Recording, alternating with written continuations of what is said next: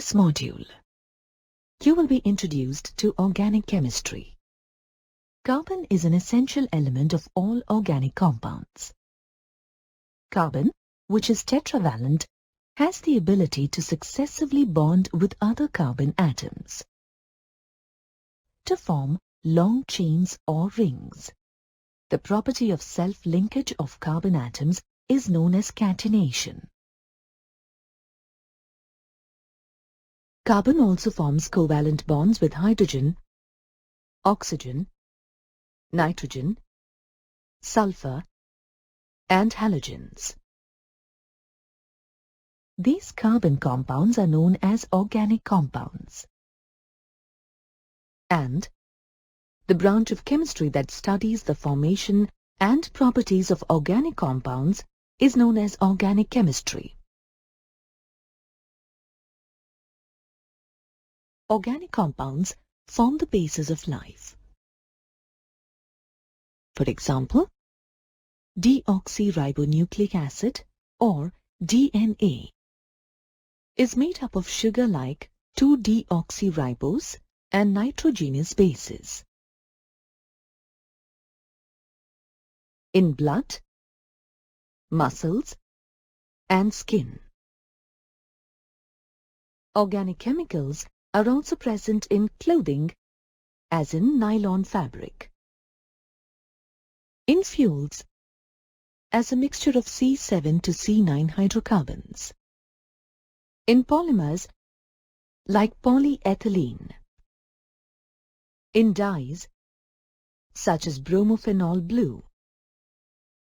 And in medicines, such as aspirin.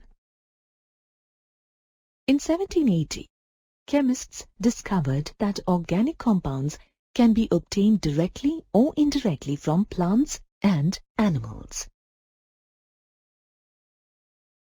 While inorganic compounds are obtained from non-living resources such as minerals and rocks.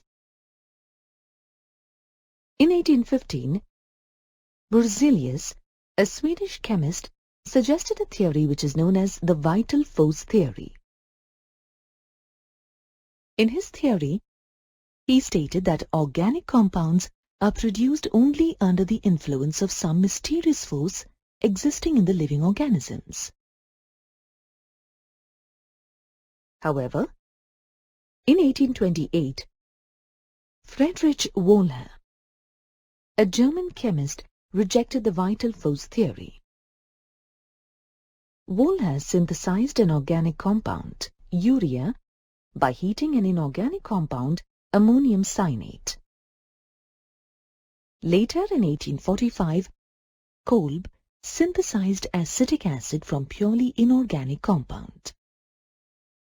And in 1856, Berthelot synthesized methane from an inorganic compound. Thus, this led to the end of the vital force theory. A few years later, scientists found out that natural and synthetic organic compounds essentially contain carbon and hydrogen. And at times, they also contain other elements such as oxygen, nitrogen, sulfur, halogens, and phosphorus. Organic compounds made of only hydrogen and carbon atoms are known as hydrocarbons. All other organic compounds are considered to be derived from hydrocarbons by replacing one or more hydrogen atoms with atoms of other elements. Thus, organic chemistry is defined as the chemistry of hydrocarbons and their derivatives. You have now reached the end of this module. In this module, you have learnt that carbon exhibits tetravalency.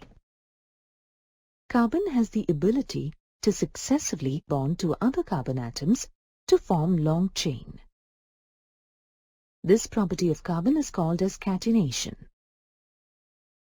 Carbon also forms covalent bonds with hydrogen, oxygen, nitrogen, sulfur, and halogens. These complex carbon compounds are known as organic compounds. The branch of chemistry that studies the formation and properties of organic compounds is known as organic chemistry. Organic compounds made of only hydrogen and carbon atoms are known as hydrocarbons.